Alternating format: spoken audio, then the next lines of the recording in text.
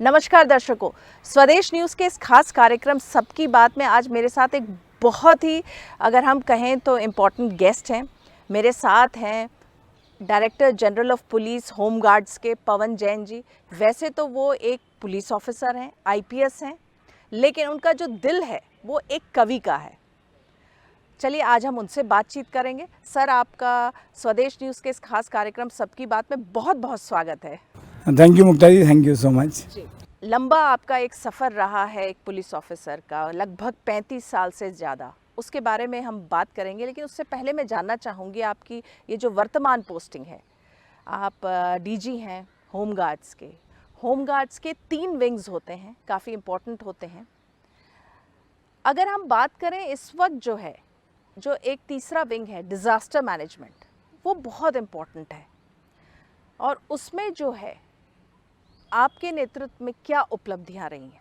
देखिए, पिछले कुछ सालों से आपदा प्रबंधन ने होमगार्ड का एक बड़ा स्वरूप प्रदान किया है। अगर मैं बात करूं कि आगामी दिनों की और पिछले वक्त की, पिछले साल मध्य प्रदेश में अभूतपूर्व बाढ़ आई थी और एक बड़ी त्रासदी थी। 23 ज़िलों में मध्य प्रदेश के जिन कई ज़िलों में ऐसों में बाढ़ आई जो पहले कभी नहीं आई।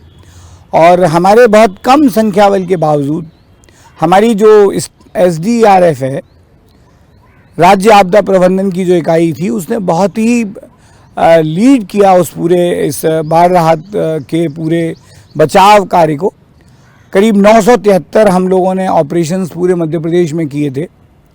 जिला लेवल, तहसील लेवल तक हमारी इकाइयाँ थीं और बोट हो, साजो सामान हो, जितनी भी इक्विपमेंट हमारे पास उपलब्ध थे वो हम लोगों ने सब जगह डिस्ट्रीब्यूट किए थे। और करीब 9,700 लोगों की जान बचाने का एक बहुत महत्वपूर्ण काम किया था। माननीय मुख्यमंत्री जी ने इस पूरे हमारे बचाव कार्य की बहुत प्रशंसा की थी। गृह मंत्री जी ने खुद दतिया और शिवपुरी में जो बाढ़ आई थी उसमें उन्होंने आगे बढ़कर हमारी टीम का नेतृत्व किया था।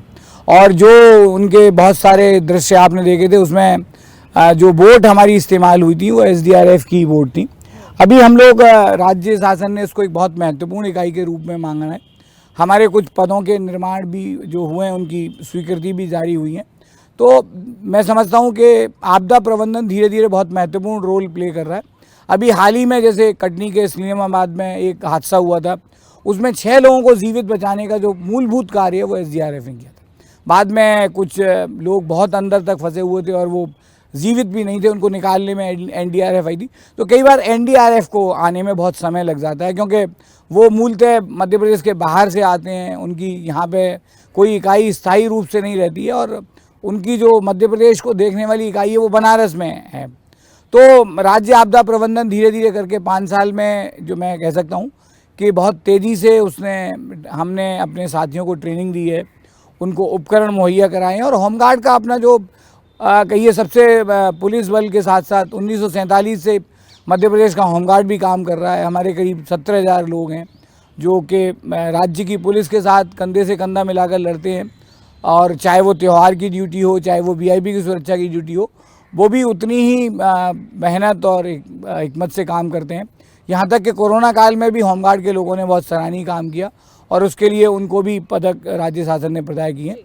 तो ये मैं मानता हूँ कि पुलिस के सहयोगी के रूप में और आपदा प्रबंधन के नेतृत्वकर्ता के रूप में होमगार्ड का बहुत उल्लेखनीय कार्य है। लेकिन आपको, जैसा कि हम लोग अक्सर ऐसा एक चलन है कि जो पुलिस की नौकरी है, जो बाकी विभाग है, उससे अगर हम कंपेयर करें तो होम गार्ड्स थोड़ा सा ऐसा लगता है कि वो उसको उतना इम्पोर्टेंस नहीं दिया जाता है, या ये आने वाले समय में बदलेगा? ये देखिए, क्या है कि चूँकि पूर्व में होमगार्ड एक स्वयंसेवी सैनिक के रूप में उसकी भर्ती रही।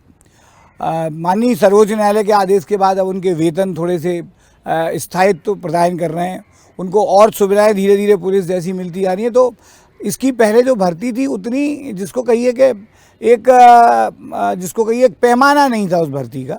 जैसे पुलिस के आरक्षक की भर्ती होती है, वो उसका एक विज्ञापन होता है, उसमें बहुत सारे लोग आते हैं, उनके फिजिकल टेस्ट होते हैं, उनके रिटन टेस्ट होते हैं। तो होमगार्ड की भर्ती उस रूप में नहीं रही। और चूँकि उसका कॉल आउट होता है, उसको 10 महीने बाद 2 महीने के लिए उसकी किट जमा होती है, तो लोगों में उतना आकर्षण नहीं था। लेकिन अभी SDRF हैं, उसको मूल वेतन के अलावा 50% जो कि भत्ता मिलता है, तो निश्चित रूप से उनका वेतन बढ़ा है, तो लोगों में आकर्षण बढ़ा है। तो जब हमारी नई भर्तियां होंगी और नए पद जो अभी स्वीकृत होंगे, तो मुझे लगता है कि इसके लिए भी लोगों में आकर्षण होगा। और चूँकि इसमें आपको एक चुनौतीपूर्ण काम करना है, आप किसी भी रूप में कहीं भी किसी का अगर जीवन बचाते हैं तो इससे बड़ा कोई काम नहीं है। चाहे आप सेना में हो, चाहे पुलिस में हो, चाहे डॉक्टर के रूप में हो, किसी के जीवन बचाने से बड़ा काम और पुनीत काम किसी विभाग के लिए नहीं हो सकता। आपका बड़ा लंबा सफ़र रहा है, आप कई महत्वपूर्ण पद में रहे। जब मध्य प्रदेश और छत्तीसगढ़ एक राज्य था, तब भी आप थे। पिछले दिनों आप खेल विभाग में भी रहे।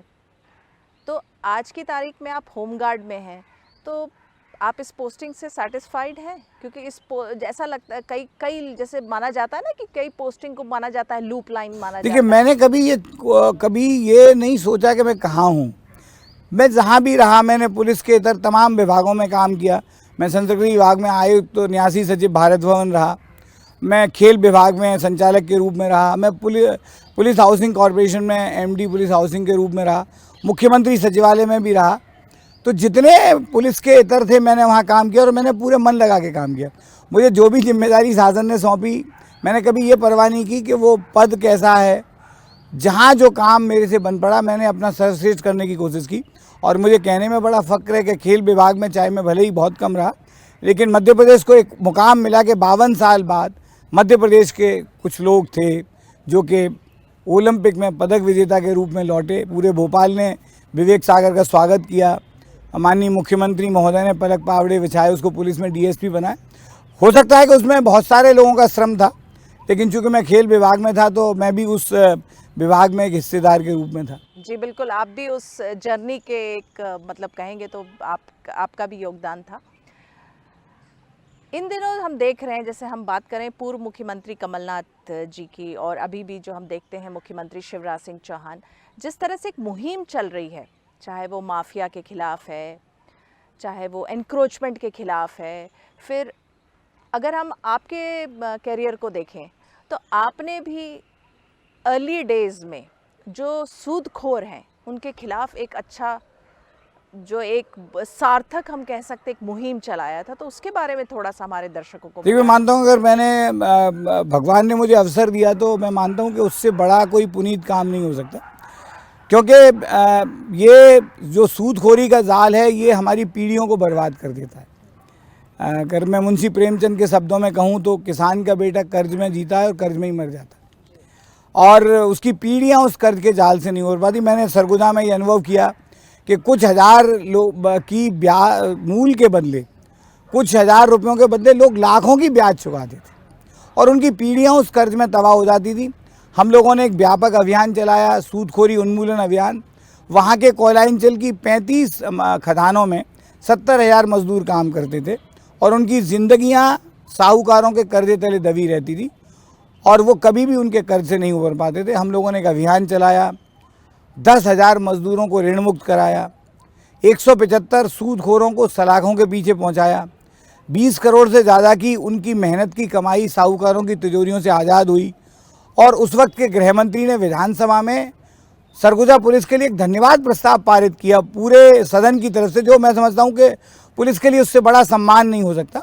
और वो अभियान एक अनूठा अभियान था कि हमने सूदखोरी में, चाहे वो एक्सटॉर्शन की धाराएं हों, चाहे वो SC/ST एक्ट की धारा, उनका हमने एक पावन उपयोग किया साहूकारों के खिलाफ, ताकि वो आसानी से उनको बेल ना मिले।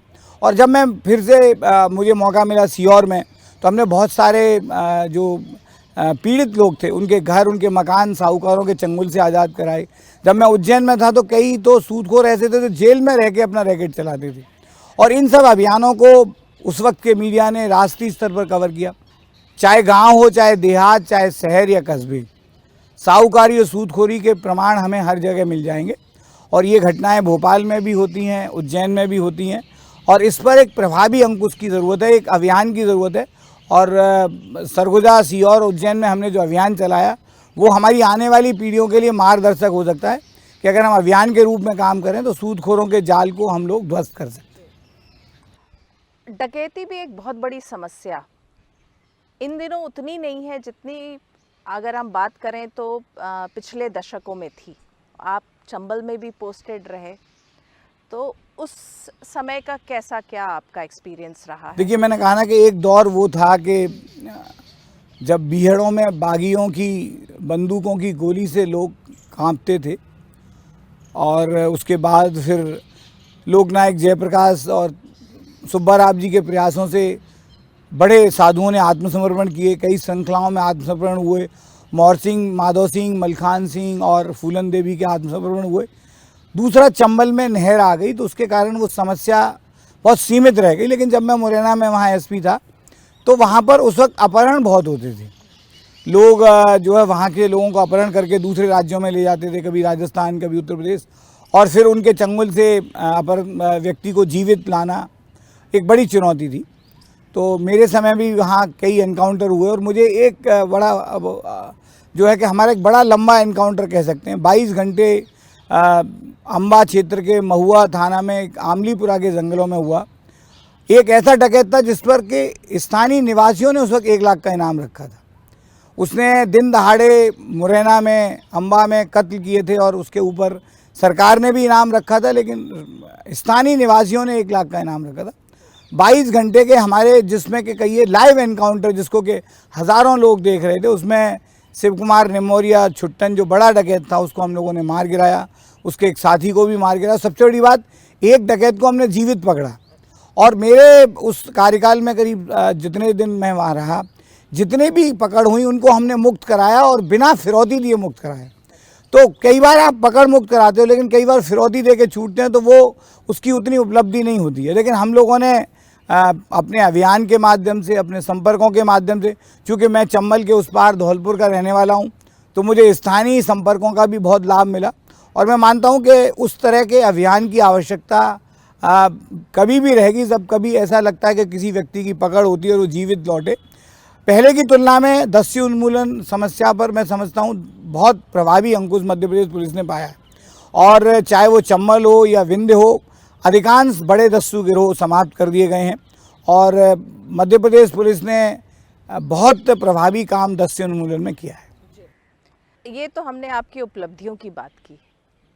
अगर इन दिनों हम अगर बात करें एक ब्रॉड पर्सपेक्टिव में सिविल सर्वेंट्स की, चाहे वो पुलिस से संबंधित हो या एडमिनिस्ट्रेशन, आईएएस की बात करें, आईपीएस, आईएएस या ब्यूरोक्रेट्स जैसे हम कहते हैं, तो ये बार बार कहा जाता है कि ब्यूरोक्रेट्स जो हैं वो जो पॉलिटिकल, आजकल देखा जाता है, पहले ब्यूरोक्रेट्स बहुत अपने आप को अलग थलग रखते थे, थोड़े सीमित दायरे में रहते थे। अब ऐसा देखा जाता है, जो होता है कि पॉलिटिकल जो होते हैं, पॉलिटिकल और ब्यूरोक्रेट्स दोनों हैंड इन ग्लव रहते हैं। क्या आप इसको समझते हैं, ऐसा है, चेंजेस आए हैं? देखिए, मैं मानता हूँ ये कहीं आपकी हो सकता है कुछ व्यक्तिगत कुछ लोगों के अपने मन हो। मैं मानता हूँ कि हमारे यहाँ आज अगर आप देखें कि दुनिया के सबसे ज़्यादा निष्पक्ष और पारदर्शी चुनाव हिंदुस्तान में होते हैं। जिस तरह का लोग भले ही उस पर बहस करते हों, लेकिन जो इलेक्ट्रॉनिक वोटिंग मशीन के साथ जब से वीवीपैट आ गया है, तो इतनी स्पष्ट प्रणाली ना अमेरिका में है ना इंग्लैंड में है। तो वो यही चाहे वो पुलिस के अधिकारी हों, प्रशासन के, यही लोग कराते हैं। हो सकता है कुछ अधिकारियों के बारे में लोगों की ऐसी धारणा हो कि वो राजनेताओं से मिलकर काम करते हैं, लेकिन मैं मानता हूं कि हम लोग कानून के दायरे में काम करते हैं। और मेरा 35 साल का अनुभव है कि मैंने कभी भी किसी भी राजनीतिक व्यक्ति की बात को हस्तक्षेप नहीं माना, क्योंकि उनका अनुभव होता है, वो पब्लिक के संपर्क में होते हैं, उनके पास लोग तमाम जाते हैं शिकायत करने, लेकिन तो उनका हक बनता है कि वो अधिकारियों से बात करें, वो उनके संज्ञान में लाएं कि उस व्यक्ति के साथ ज़्यादती हो रही है या इसमें जांच की आवश्यकता है। और मेरा दूसरा पहलू ये भी है कि हमें अपनी बात उनको बतानी भी चाहिए। कई बार जो व्यक्ति राजनेता के पास जाता है, विधायक, सांसद, मंत्री, और उनके पास जाता है, वो अपनी बात कहता है, वो दूसरा पक्ष नहीं बताता। तो हम लोग हमेशा ही अवगत कराते रहे। मैं 9 साल तक पुलिस में एसपी रहा, करीब 2.5 साल आईजी के रूप में रहा। तो मैंने कोशिश की कि अगर कोई व्यक्ति कहता है तो मैं पहले पूरी तहकीकात कर लूं, और फिर मैं उसको अवगत कराऊं कि आपको जो जानकारी दी गई है उसमें तथ्य ये हैं। कई बार जो फरियादी हमारे यहाँ होता है, उसको सामने वाला पक्ष उसके बारे में गलत करता है। अगर किसी के व्यक्ति के घर में मर्डर हुआ है या किसी महिला के साथ कोई घटना या दुर्घटना हुई है तो अगर वो रिपोर्ट कर रही है तो पुलिस के पास उसकी रिपोर्ट लिखने का पूरा अधिकार है, और हम जांच करने के बाद पाएंगे कि वो व्यक्ति निर्दोष है या दोषी नहीं है। तो ये जो कई बार आरोपी लोग होते हैं ये अपनी राजनीतिक पहुंच का इस्तेमाल करते हैं, और उसके लिए मैं समझता हूँ ये पुलिस अधिकारियों के लिए चुनौती भी है कि आपको अपनी बात तरीके से और सलीके से रखनी है। आपको राजनीतिक हस्तक्षेप आएंगे, इस तंत्र में इनकार नहीं कर सकते, लेकिन आपको सच्चाई निष्पक्षता की बात पूरी ताकत के साथ रखनी। मतलब जो साठ-गांठ का आरोप लगता है ब्यूरोक्रेट्स और राजनेता में, आप उसको सही नहीं मानते? मैं ये मानता हूँ कि कुछ व्यक्ति ऐसे हो सकते हैं जो अपने तात्कालिक लाभ के लिए, स्वार्थ के लिए उपयोग करते होंगे, उससे मैं इनकार नहीं करता, लेकिन मैं मानता हूँ कि हमारी जो भी तंत्र है, चाहे पुलिस में हो, प्रशासन के अधिकारी हों, उन्होंने विपरीत परिस्थितियों में बहुत अच्छा काम किया है। तो हम कुछ व्यक्तियों के कारण पूरी नौकरशाही को दोषी नहीं ठहरा सकते। जी, और जैसे जो बार बार एक बात उठती है, कई बार राजनेताओं के लिए कहा जाता है कि वो जो है वो ब्यूरोक्रेट्स जो कहते हैं, ये भी एक बात आती है, सिक्के का दूसरा पहलू भी है, कहते हैं कि जो ब्यूरोक्रेट्स कहते हैं वही पॉलिटिशियन करते हैं, कि मतलब जैसा आरोप मैं तो ये मानता हूँ कि देखिए क्या होता है कि वो अपनी जो मैंने कहा ना कि जो तंत्र है वो सामूहिकता पर आधारित है। कुछ जानकारी वो जो तरीका रहता है उसमें वो जानकारी उनके माध्यम से होता है, लेकिन निर्णय करने का अधिकार तो निश्चित रूप से लोकतंत्र में जो इलेक्टेड लोग हैं उनको अधिकार है, और मंत्री को अधिकार है, वो विभाग के प्रमुख होते हैं और विभाग की नीति क्या होगी वो तय करते हैं, विभाग की प्रक्रिया के बारे में उनकी राय रहती है। तो मैं मानता हूँ कि ये सामूहिक प्रयास है। कई बार जो अधिकारी होते हैं वो अवगत कराते हैं कि ये नियम है और उस पर सरकार विचार करती है, और कर कोई ऐसी चीज़ होती है तो कैबिनेट उसको फिर कैबिनेट तक वो मामला जाता है कि अगर कोई ऐसा निर्णय है जिसमें कैबिनेट की आवश्यकता होती है। तो मैं समझता हूँ ये प्रक्रिया है। इसमें ये कहना कि राजनेता हावी है या अधिकारी हावी हैं, ये लोग अपने तरीके से अटकलें लगाते हैं, इंटरप्रेट करते हैं। जी, पुलिस की इमेज जो है वो बेसिकली एक सख्त होती है, जाहिर सी तौर पे, क्योंकि जो काम ही है उसका लॉ एंड ऑर्डर मेंटेन करने का है। तो उसमें जो है आप जो हैं, आपका एक, अगर हम कहें तो चूँकि आप कवि हैं, कविता पाठ करते हैं, तो ये मेल कैसे है, एक सख्त पुलिस ऑफिसर और एक कोमल कवि, ये कैसे मेल हुआ? देखिए ऐसा है कि मैं एक बहुत छोटे से गांव से था, और जब मैं पढ़ने गया था मुझे मालूम चला कि सिविल सेवा होती है। तो मैंने चूँकि एमएससी फिज़िक्स में की थी, मैंने कोशिश की 1986 में सिविल सेवा में फिज़िक्स को हिंदी माध्यम के साथ लिखने की। मैं पहला विद्यार्थी था जो पुलिस सेवा में चयनित भी हुआ। तो हिंदी के प्रति, हिंदी मेरी माँ है और उसके प्रति मेरे मन में एक बड़ा आदर है, अपनी भाषा के प्रति, अपनी मातृभाषा के प्रति। तो मैंने कोशिश की कि मैं अपनी बात को लोगों तक पहुंचाऊं। मैं जब राष्ट्रीय पुलिस अकादमी में था तो मैंने कुछ कविताएं लिखी, मेरे साथियों को बहुत पसंद आई। एक बार राहत इंदौरी मेरे गांव में आए थे और मैं बाल कवि के रूप में गया, उनको मेरा कॉन्फिडेंस बहुत अच्छा लगा। फिर एक बार जब मैं सरगुजा में एसपी था तो अशोक चक्रधर जी, सुरेंद्र शर्मा जी, सब लोग आए थे, उनको मेरी कविताएँ बहुत पसंद आई और अशोक जी ने मुझे एक चिट्ठी लिखी कि आप लगातार लिखते रहिए। तो ये सारे लोग कभी कभी मेरे प्रेरणा स्रोत रहे। राहत इंदौरी को मैंने बहुत बार सुना, नीरज जी को बहुत बार सुना, अशोक जी को, सुरेंद्र जी को घंटों बैठकर सुना, उनके साथ फिर मंच पर पढ़ने का मौका मिला। तो जो कुछ मैंने देखा उसको मैंने कोशिश की, पुलिस के बारे में लोगों की धारणाओं को बदलने की भी कोशिश की। मेरी एक कविता रही अंतिम इच्छा, जो पूरे देश में सराही गई। मैंने लाल किले से लेकर दुनिया के तमाम मंचों पर उसका पाठ किया। कोरोना काल में मेरी एक कविता थी जो कि बहुत चर्चित रही। मैंने पुलिस की उस पीड़ा का दर्ज किया कि जो लोगों के मन में हो, और कोरोना काल ने पुलिस की छवि को बदला। जो आपने बात कही कि पहले पुलिस पर तमाम इल्ज़ामात लगते थे कि पुलिस संवेदनशील नहीं है, पुलिस बहुत दुर्व्यवहार करती है। कोरोना काल में लोगों ने देखा कि जब लोग घरों में थे और चौराहे खाली थे, लोग वायरस के कारण डरते थे, तब पुलिस वाले थे जो चौराहों पर खड़े होकर उस वायरस से लड़ते थे और हमारी हिफाजत करते थे। तो वो जो एक पुनीत काम किया, पूरी दुनिया में कोई इस बात पर फक्र और गर्व कर सकता है कि अगर दुनिया में कहीं सबसे ज़्यादा पुलिस ने कुर्बानी दी तो हिंदुस्तान में दी। अगर डॉक्टर जिनको सफ़ेद वर्दी के योद्धा कहा गया, 1485 डॉक्टरों ने करोड़ों लोगों की जान बचाई हिंदुस्तान में और वो शहीद हुए, लेकिन 2200 पुलिसकर्मी भी शहीद हुए। चाहे वो इंदौर के हों, चाहे वो उज्जैन के हों, चाहे वो भोपाल के हों, वो ड्यूटी पर थे, वो अपने घर नहीं गए। हफ्तों वो लोग लॉज में रहे, होटल में रहे, अपने घर भी जाते थे तो घर के पिछवाड़े में थाली में खाना खाते थे और बिटिया को देखकर लौट आते थे। तो उस तरह की त्रासदी और पीड़ा सही, लेकिन विषम परिस्थितियों में काम करती है पुलिस, घंटों, दिनों और महीनों तक काम करती है। और ये 2 साल का जो कोविड काल गुजरा पुलिस के लिए एक चुनौती का काल था।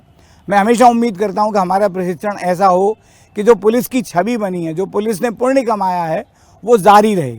पुलिस के एक उजला पक्ष लोगों के बीच में आया है, वो निरंतर रहे, और पुलिस की छवि जो भी धुंधली है वो उजली हो। बिल्कुल, बहुत अच्छी बात आपने कही, क्योंकि वाकई में जो पुलिस का जो है एक सेंसिटिव साइड था वो उभर के आया था कोरोना के समय। आपने अभी जिक्र किया 2 अपनी कविताओं का जो बहुत चर्चित हुई हैं, मैं चाहूँगी आप हमारे दर्शकों को भी सुनाएं। मैं पहले तो सब उन लोगों को, मैं उन सब लोगों के लिए एक श्रद्धांजलि अर्पित करना चाहता हूं जो कोरोना काल में शहीद हुए हैं, चाहे वो डॉक्टर हों, चाहे पुलिस हों। कौन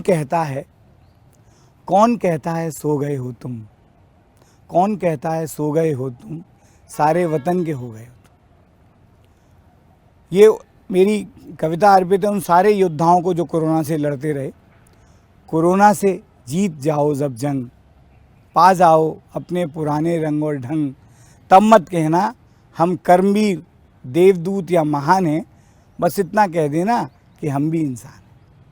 लॉकडाउन में जब आप घरों में बंद पड़े थे, तब हम खाकी पहनकर आपकी सुरक्षा के लिए गली, नुक्कड़ और चौराहों पर खड़े थे। किसी ज़रूरतमंद को मदद दिलाने में, किसी बीमार को अस्पताल पहुंचाने में या किसी बस्ती को सील करवाने में सबसे पहले हम ही तो आगे बढ़े थे। हाँ, वर्दी पहनकर हम ही पहली पंक्ति में खड़े थे। लोगों को रोकने, टोकने और आइसोलेट करने में हमने लाठी और पत्थरों के कितने वार सहे थे। किसने देखा था कि खाकी पर कितने रक्त बिंदु बहे थे। क्योंकि डॉक्टरों, सफाई कर्मियों को छोड़ बाकी सब तो इस वायरस से सहमे और डरे थे, मगर फिर भी हम मुस्तैद होकर अपनी ड्यूटी पर खड़े थे। बंद थे शहर, बंद थी दुकानें, बंद थे दफ्तर, सन्नाटा भारी था। हर नाजुक वक्त पर इस मुश्किल दौर में मौके पर पहुंचा वर्दीधारी था। लोगों का परिवार बचाने घंटों गश्त लगाते थे, पर अपने परिवार की खातिर हफ्तों घर नहीं जाते थे। हमारे भी हजारों साथी इस महामारी की चपेट में पड़े थे, मगर फिर भी हम पूरी मुस्तैदी के साथ अपने फ़र्ज पर अड़े थे। एक पंक्तियाँ इसकी अंतिम में अपनी बेटियों को अर्पित करना चाहता हूँ, उन सारे लोगों को जिनके घरों में बेटियाँ हैं। मुझे भी लगती है भूख और प्यास, मुझे भी लगती है भूख और प्यास, वाहनों के धुएं में मेरी भी घुटती है सांस। नींद और थकान मुझको भी सताती है, सच बताऊं नन्ही सी बिटिया ड्यूटी पर बहुत याद आती। घनघोर अंधेरे में भी हम मसाल थाम कर आगे बढ़े हैं, और हर मुसीबत के सामने कई कई दिनों तक पुलिस वाले अड़े हैं। टूट जाता लॉकडाउन का ही लॉक, अगर हम थोड़ा भी डगमगाते, फिर कैसे बेफिक्र होते बुजुर्ग और कैसे बच्चे मुस्कुराते, यदि जन जन का हौसला हम पुलिस वाले नहीं बढ़ाते। कोरोना से जीत जाओ जब जंग, तब मत कहना हम कर्मवीर, देवदूत या महान हैं, बस इतना कह देना कि हम भी इंसान हैं, बस इतना कह देना कि हम भी इंसान हैं। बहुत शानदार, क्या बात है।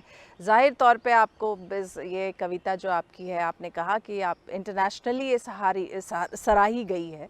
बहुत आपने जो है दर्द बयां किया है कि पुलिस वाले भी इंसानी हैं, और उन्होंने वाकई में बहुत जो है एक शानदार काम किया था कोरोना के समय, लॉकडाउन के समय 2 साल लगातार उन्होंने ही काम किया पूरा। जी बिल्कुल। मैं चाहूँगी जाते जाते आप कुछ कहना चाहें हमारे दर्शकों को। मैं ये कहना चाहता हूँ कि मैंने पूरी ज़िंदगी अपनी गुजारी है, मैं जिस जगह से हूँ, मैंने अपने पिताजी की पूरी संपत्ति एक ट्रस्ट को डोनेट की है। 50,000 लोगों को हमने नेत्र ऑपरेशन, पोलियो ऑपरेशन के माध्यम से नई ज़िंदगी दी है। हमारी संस्था को पिछली बार इंटरनेशनल INVC अवार्ड से भी सम्मानित किया गया। तो मैं यही कहना चाहता हूँ कि अगर आप किसी की मदद करेंगे किसी भी रूप में, तो उससे बड़ा कोई दुआ और उससे बड़ी कोई दौलत ईश्वर के खजाने में नहीं है। और इन पंक्तियों के साथ मैं अपनी वाणी को विराम दूंगा। एक रोज़ एक रोज़ किसी गूंगे से बातें करके देखो, एक रोज़ किसी गूंगे से बातें करके देखो, एक रोज़ किसी अंधे के सपने बुनकर देखो, एक रोज़ किसी अंधे के सपने बुनकर देखो, मिल जाएगा अर्थ तुम्हें जीवन का। एक रोज़ किसी का दर्द मिटा कर देखो, एक रोज़ किसी का दर्द मिटा कर देखो। क्या बात है, एक रोज किसी का दर्द मिटा के देखो, मिल जाएगा आपको अपने जीवन का अर्थ। वाह क्या बात है, बहुत शानदार। पवन जैन जी, आपने स्वदेश न्यूज़ के इस कार्यक्रम सबकी बात में अपना समय दिया, इतनी अच्छी बातचीत की, इतना सार्थक आपने बातचीत की, आपका बहुत बहुत धन्यवाद। Thank you so much, thank you. तो दर्शकों, इस बार का सफ़र बस यहीं तक। अगले हफ्ते हम एक बार फिर से मुलाकात करेंगे एक नए मेहमान के साथ। तब तक के लिए दीजिए हमें आज्ञा। नमस्कार।